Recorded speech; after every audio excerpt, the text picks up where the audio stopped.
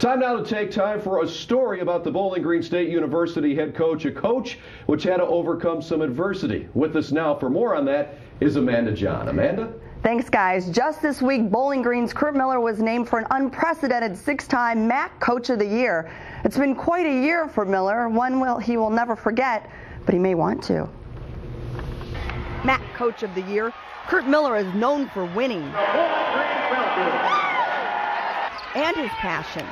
But against Eastern Michigan a few months ago, something sidelined this 43-year-old.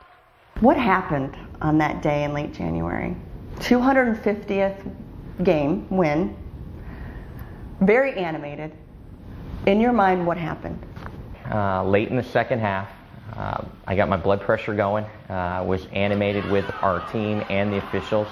Hadn't been feeling very well, dehydrated, a little bit under the weather, and all of a sudden felt something on the bench with my eyes and didn't know exactly what had happened, but knew something was happening. Originally diagnosed as probably an optical migraine, but we found out about 4 days later, when I hadn't really felt much better, that it was indeed actually a mild stroke. Now, I look back at the footage, and after you were very worked up, it seemed like you went back behind the bench. And I'm sure you've never done that in your career, have you?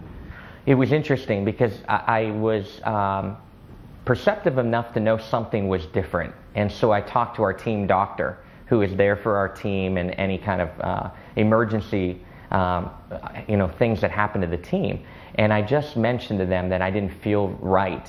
What has changed in your life since all this? Obviously you took some time off from the bench, a little bit of a rest, not a ton, but a little bit. But that was probably even hard for you, right? It was, not very much time off at all, because I was immediately physically and medically cleared to continue to keep doing what I did. Doctors said I needed to make some changes in my life, but very subtle changes.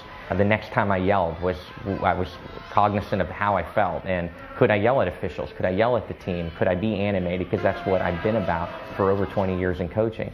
People that are watching, most of the people aren't coaches. Most of the people, though, do have stressful lives. What advice would you give them?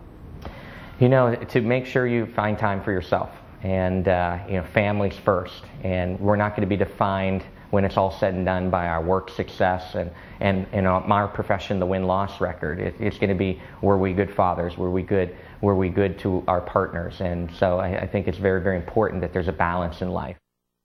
In addition to slowing his lifestyle down, Miller also says a big part of his problem was dehydration. He said before the stroke, he would go a full day without drinking anything. His doctors don't have an explanation for what happened or why he had the stroke, but with his personal timeouts, water, and changing his diet, he's 100% back on the bench, guys.